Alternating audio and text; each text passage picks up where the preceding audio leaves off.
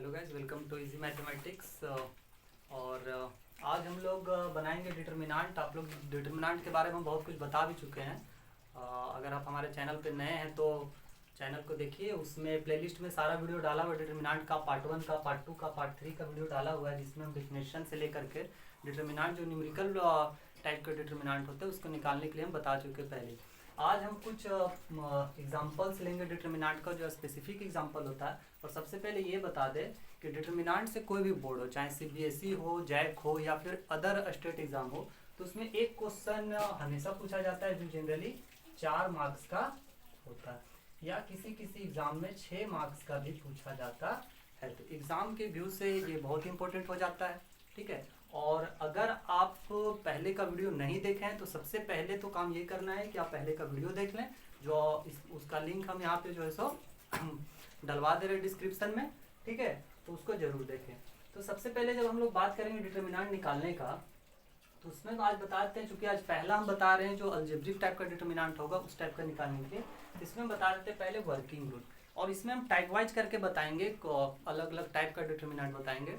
तो जो most of the जो डिटर्मिनेंट सॉल्व होता है उसमें एक जो तरीका होता है सॉल्व करने का, और खास करके हम लोग यहाँ जो डिटर्मिनेंट निकालेंगे वो 3 ऑर्डर का निकालेंगे, क्योंकि 2 ऑर्डर का तो इजी होता है, हम लोग सीधा क्रॉस मल्टीप्लाई टाइप का करके हम लोग कर लेते हैं। 3 ऑर्डर का रहेगा।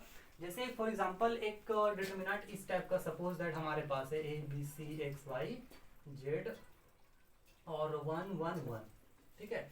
तो हम लोग निकालने में मेन हम लोग का ये रहेगा कि किसी भी एक रो या एक कॉलम के 2 एलिमेंट को हम 0 कर दें। मोस्ट ऑफ द डिटर्मिनेंट इसी वर्किंग रूल पे बनेगा, ठीक है। क्या करना है हम लोग को कि एक रो या एक कॉलम का 2 एलिमेंट को हम लोग 0 कर दें, और इसको लेकर के अगर हम बनाएंगे तो मोस्ट ऑफ द क्वेश्चन जो है बनेगा। हालांकि कुछ क्वेश्चन और ऐसे होते हैं स्पेसिफिक टाइप के जो उस आधार पे नहीं बनते हैं डायरेक्टली, या अदर प्रॉपर्टीज जो हमारे डिटर्मिनेंट का है उसको जो है सो लागू होता है और उस पर बनता है। तो आज इसी को लेकर के हम पहला क्वेश्चन लेते हैं, ठीक है, और उसको हम लोग बनाते हैं। से क्वेश्चन है, सो दैट डिटर्मिनेंट 1 1 1 एक्स, या इसको हम एबीसी में ले लेते हैं, a b c a square b square c square equal to a minus b minus c and c minus a. इसी टाइप का क्वेश्चन आपको एग्जाम में मिलेगा, और हम जितना भी लगभग एग्जाम्पल का हम 2 से 3 वीडियो बनाएंगे, और उसमें जितना भी टाइप का क्वेश्चन होगा वो हम करवा देंगे। इसको हम लोग सॉल्व करते हैं, और हम प्रॉपर्टी बता दिए, तो प्रॉपर्टी में हम बता चुके हैं कि कैसे कैसे हम लोग इसमें प्रॉपर्टी लगाएंगे। प्रॉपर्टी आप लोग को एक बार पहले देख लेना है, ठीक है।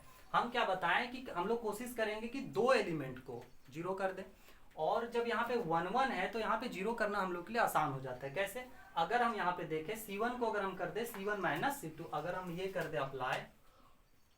अप्लाइंग C1 को कर दे C1 माइनस C2 कर दे, और हम C2 को कर दे C2 माइनस C3, उससे हमको क्या फायदा मिलेगा कि 1 माइनस 1 ये 0 हो जाएगा, इसको करेंगे 1 माइनस 1 ये भी 0 हो जाएगा। मतलब एक जो R1 है वहां पे हमारा 2 एलिमेंट 0 हो जा रहा है। देखते हैं क्या बनता है। 1 माइनस 1 ये 0 हो गया, a माइनस बी ये हो जाएगा, और ये हो जाएगा ए स्क्वायर माइनस बी स्क्वायर। उसी तरह ये क्या हो जाएगा, 1 माइनस 1 0, ये हो जाएगा b minus a and this will become b square minus c square. C3 में हम कुछ भी ऑपरेशन नहीं लगाए हैं, तो ये जो है सो 1 c एंड सी स्क्वायर इसी तरह रह जाएगा। अच्छा, दूसरा, और हम लोग को चूंकि ये पहला क्वेश्चन है तो हम सारा कुछ बताते चलते हैं। हम लोग को जब ऐसे करेंगे तो हमें हमेशा ये ध्यान रखना होगा कि किसी रो या किसी कॉलम से कुछ कॉमन मिल रहा है क्या। तो क्लियरली पहले हम देखते हैं, यहाँ पे एक मेरे पास एक्सप्रेशन आ रहा है a square minus b square, यहाँ पे एक एक्सप्रेशन आ रहा है b square minus c square. आप लोग अलजेब्रिक में सब जानते हैं कि a square minus b square equal to होता है a minus b into a plus b. तो इसी चीज को यहाँ पे अगर हम लिखेंगे तो क्लियरली फिर हम लोग को दिखेगा कि कुछ कॉमन मिल सकता है। तो यहाँ पे लिखते हैं एक स्टेप और हम, बराबर 0 0 1 a minus b minus c and this will become a minus b and a plus b. उसी तरह हम इसको क्या लिख सकते हैं, थोड़ा सा हम दूर दूर करके लिख लेते हैं ताकि लिखने में आसानी हो। 0 b minus c and this will become b minus c and b plus c. यहाँ हो जाएगा 1 c एंड सी स्क्वायर, ठीक है। अब हम अगर देखेते हैं C1 में और C2 में, तो C1 में हमें क्या दिख रहा है कि a माइनस बी पूरा में कॉमन है, क्योंकि जीरो से हम कुछ भी कॉमन निकाल सकते हैं। क्यों? क्योंकि जीरो अगर है तो हम जीरो को तो ऐसे भी तो लिख सकते हैं, जीरो को हम जीरो गुना कुछ भी लिख सकते हैं, ऐसे आराम से हम लिख सकते हैं जीरो को जीरो गुना a माइनस बी। ठीक है, तो यहाँ से हमारे पास a माइनस बी कॉमन आ जा रहा है, C2 से हमारा क्या कॉमन आ रहा है, तो b माइनस सी कॉमन आ जा रहा है। ले लेते हैं हम टेकिंग कॉमन, और जो भी चीज हम करेंगे वो हम लिखते जाएंगे। Taking a minus b common from C1 and b minus c from C2। Okay, तो यहाँ क्या हो जाएगा हमारे पास, इससे हम a माइनस बी निकाल देते हैं बाहर कॉमन, तो ये हो जाएगा a माइनस बी। इससे हम b माइनस सी निकाल दे रहे हैं, तो ये क्या हो जा रहा है, b माइनस सी।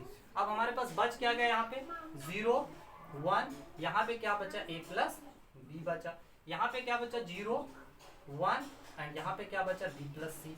यहाँ पे तो हम कुछ कर ही नहीं रहे, 1 c एंड c स्क्वायर। अब हम लोग डिटरमिनेंट निकालने का क्या तरीका पढ़ा है, एक्सपेंड कर दें। ठीक है, एक्सपेंड हम किसके अलोंग में करें, हम देख रहे हैं कि मेरा R1 में 2 एलिमेंट 0 है, तो हम एक्सपेंड अगर उसी के अलोंग करेंगे तो हमको ज्यादा बेनिफिट होगा, क्योंकि सिर्फ एक ही एलिमेंट हमको बाहर करना पड़ेगा, बाकी तो सब 0 है। ठीक है, इसलिए हम कर दे रहे हैं एक्सपेंडिंग अलोंग R1। ठीक है, तो लेते हैं हम a माइनस बी माइनस सी।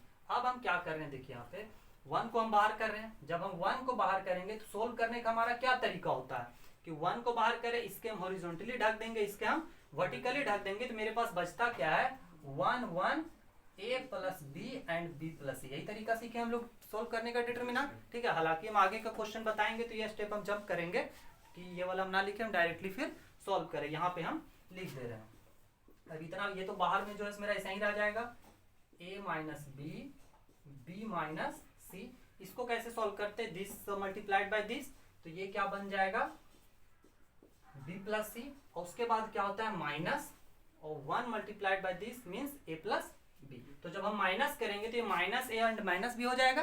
ठीक है, ये हो जाएगा minus a and minus b. तो यहाँ से हम देख रहे होंगे कि b से b कट जा रहा है, तो बचा क्या हमारे पास a माइनस बी माइनस सी, और ये क्या हो जाएगा c माइनस ए। तो इस तरह से हमारा जो है सो प्रूव हो गया। ठीक है, ये फर्स्ट क्वेश्चन है, इस पे हम एक बार और इसको हम समझा देते हैं। पहले आपको ये ध्यान रखना है कि हम लोग को बनाना कैसे।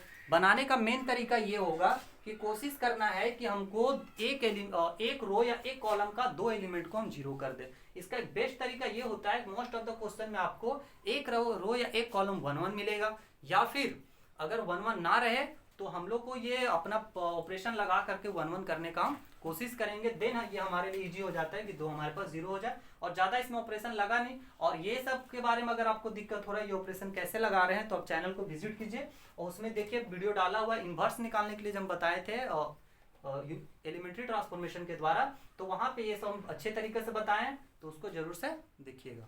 ठीक है, और हम कुछ क्वेश्चन लेते हैं।